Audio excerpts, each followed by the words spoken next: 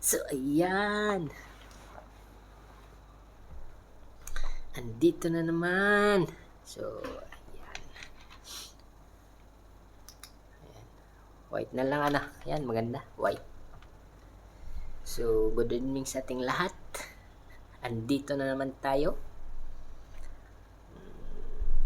Bagong ano naman natin. Pang 11 night na natin ngayon.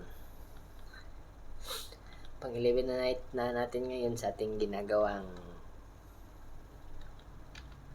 30 days video challenge, no. So, ayun. Hopefully, meron tayong progress. Ala lang, ano lang. Tinatry lang naman natin na ano talaga na tawag dito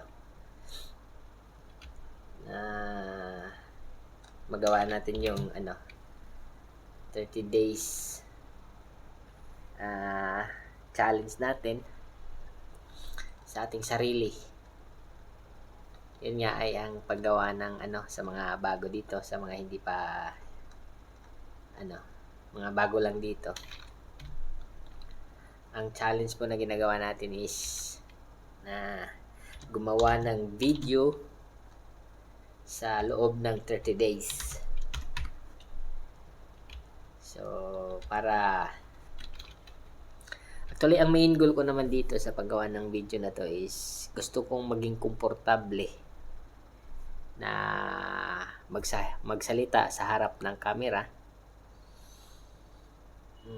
At ma-improve yung yung communication skills ko. Kasi nga meron tayong isang video channel na kung saan ay gusto nating magturo kung paano mag-design ng furnitures. So, yun. Yun ang natin. Yun ang main purpose kung bakit tayo gumagawa ng 30 days video challenge. Kasi napapansin ko din naman na hindi pa ganun. Hindi pa ganun ka ayos yung pagiging yung pag-deliver ko ng mga information doon sa isa kong channel, which is I think much more helpful para sa mga lalong-lalo na sa mga kabataan o sa mga bagong graduates na gustong pumasok sa furniture industry, lalong-lalo na sa design. So, ayun. Yun ang main purpose o main goal kung bakit tayo gumagawa ng 30 days video challenge. Yan. So, ngayon nga, busy tayo. At linggo ngayon, Sabado pala. So, medyo busy tayo sa opisina kaya nagdala tayo ng kaunting trabaho sa bahay. Dito sa kasi wala namang gagawin. OFW naman tayo, wala tayong kasamang pamilya dito sa ibang bansa. So, medyo madami tayong oras na pwedeng gamitin either sa lakwatsa o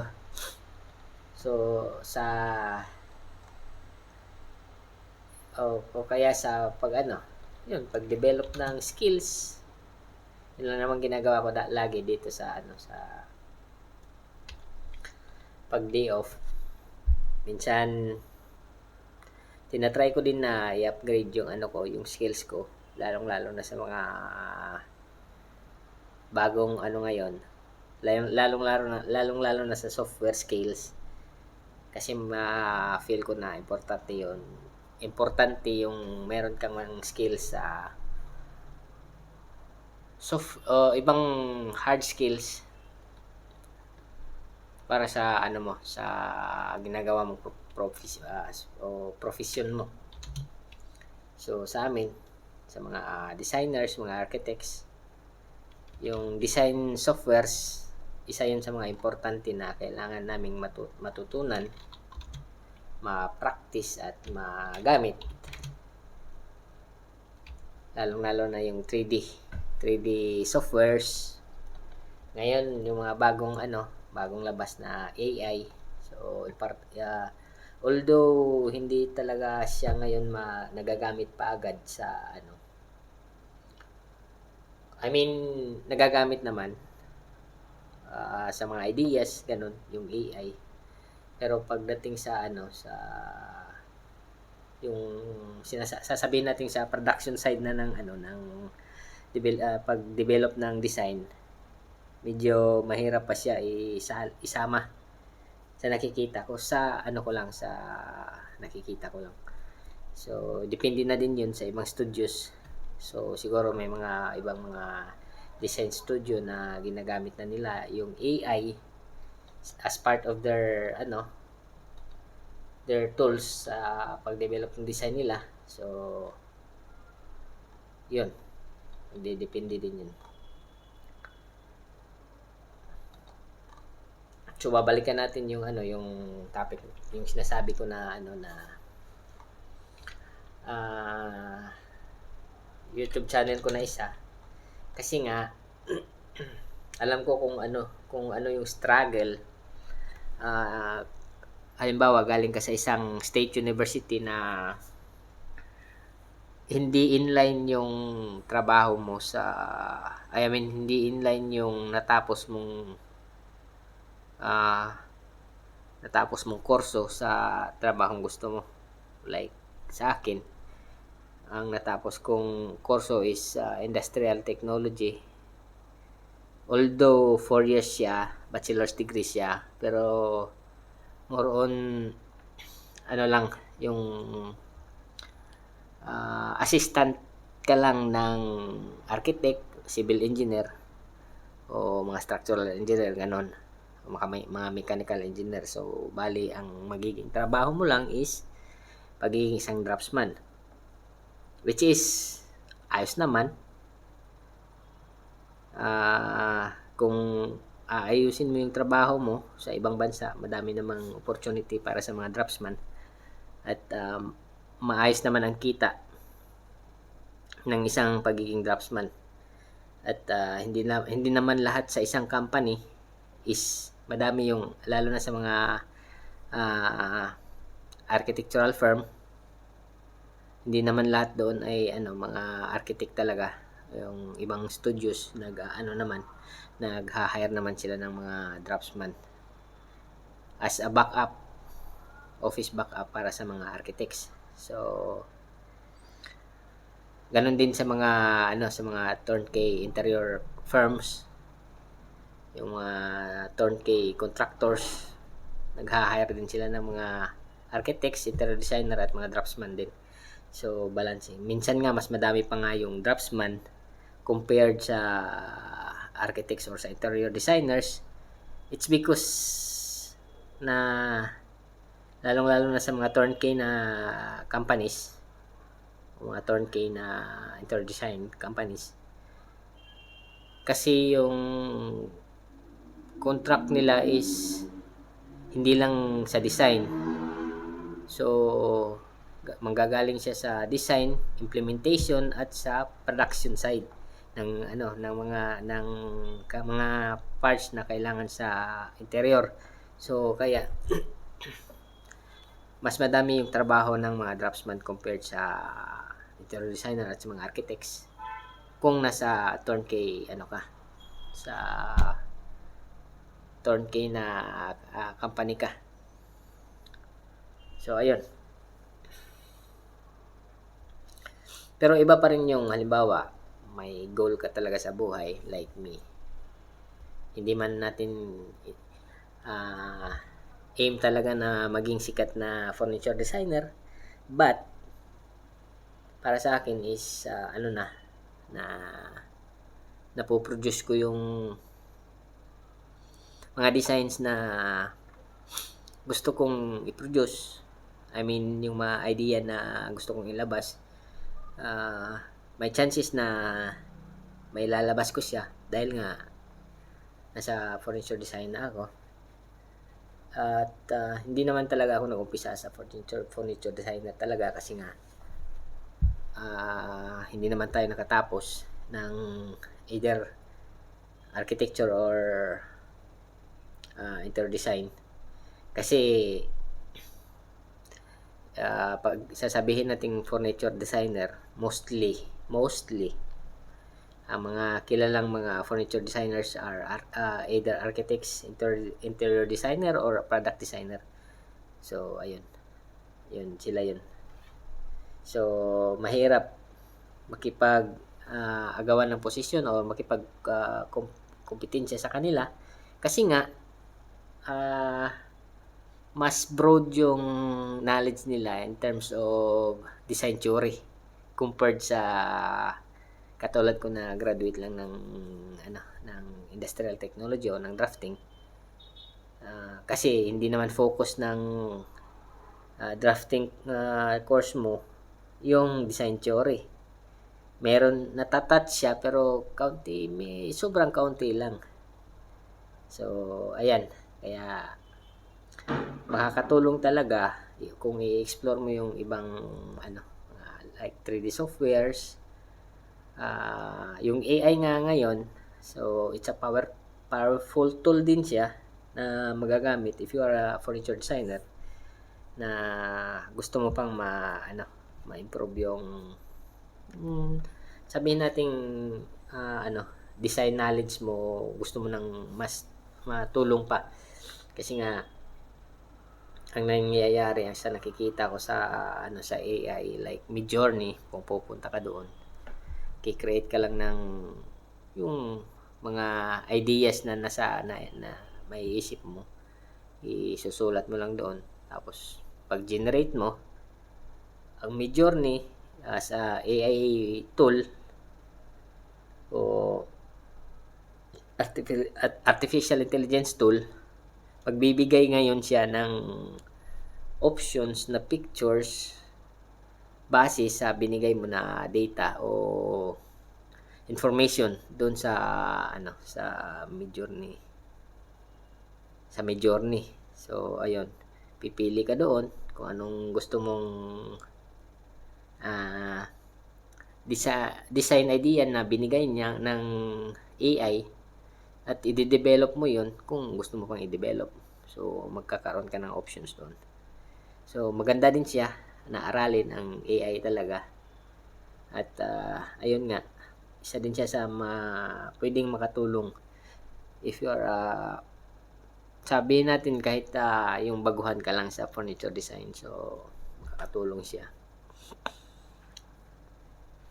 Pero kailangan mo pa rin aralin yung yung basics talaga ng furniture design if you want to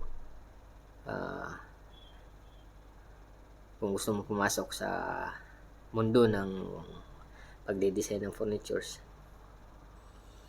Madami naman diyan sa atin sa Pilipinas yung mga furniture designers, yung mga baguhan lang na mga wala pang pangalan din at nagsa-struggle din sila.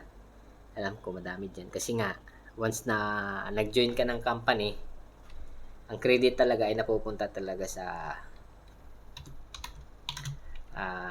sa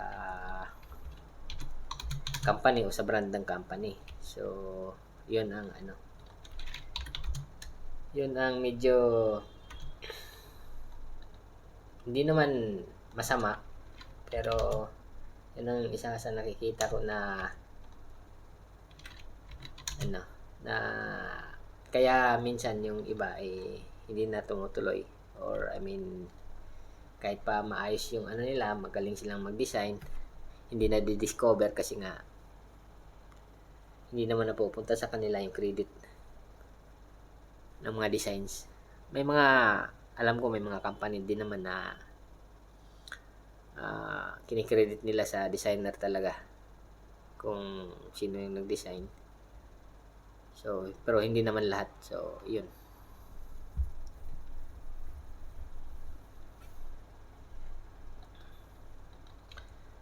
Mahirap din. Mahirap na masaya.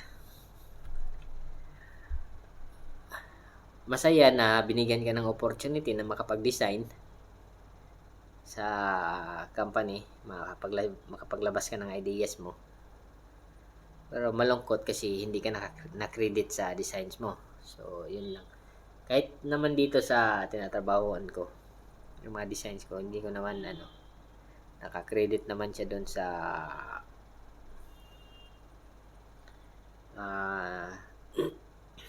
brand namin.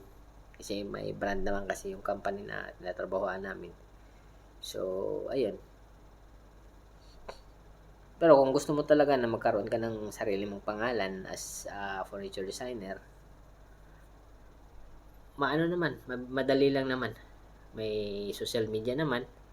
Gawa ka lang ng page. Kung gusto mo personal branding yung gawin mo, gawa ka ng pangalan, base mo yung pangalan ng sasabihin nating virtual studio mo is yung pangalan mo, yun, pwede naman maglabas ka ng mga designs mo doon. Huwag kayong matakot maglabas ng designs kasi nga huwag kayong matakot na kukopyahin yung mga designs nyo. At ano naman na ngayon halos lahat naman na ng designs ay nagawa na. Siguro merong mga bago na designs talaga na hindi pa nailalabas, pero sa tingin ko yung forms ng isang furnitures is almost magkadikit na ngayon. Halos magkakapareho na nga yung iba. Binabago na lang yung materials na ginagamit. At ayun. Lalagyan lang ng counting accent, ayos na, iba na siya. So, yun lang. I think hopefully makatulong tayo sa mga baguhang mga furniture designers na gustong o mga fresh graduates ng drafting na gustong ma-expand pa yung knowledge nila sa pag di-design ng furnitures o paggawa ng drawings. Message lang kayo kasi wala naman tayong problema, or maybe later on makapag tayo ng podcast na magkakaroon tayo ng interview kahit online podcast lang. Kahit nga siguro tayo yung live na live critic siguro o live na tutorial, re-record na lang natin. Maganda siguro yun, ganun. Message lang kayo, comment lang kayo. Gusto nyong private message lang kayo sa email o private email lang kayo. At titingnan natin kung masasagot natin yung mga katanungan nyo. Wala namang problema sa akin. Willing naman ako magturo kung gusto nyo. Hindi naman lahat ng ay alam ko. Yung tuturo ko sa inyo is yung nalalaman ko lang. So, hanggang dito lang muna tayo. Pang 11 day na natin ngayon sa ating pagre-record. At ingat po tayo palagi. And God bless. Good night.